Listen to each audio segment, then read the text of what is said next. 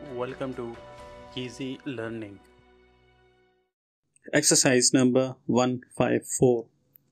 In our statement at the Traders Association on Thursday evening, it will only be necessary to mention briefly the high rate of interest to be charged for the loan on the new buildings, as we shall have a full discussion of the whole matter at the next meeting.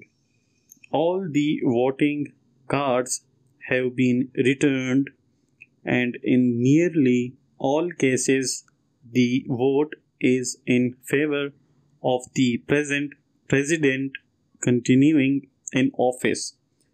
We shall be able to purchase the materials at first cost, and as we do a very large turnover, our profits should exceed rather than fall below those of last year, as well as can be estimated beforehand.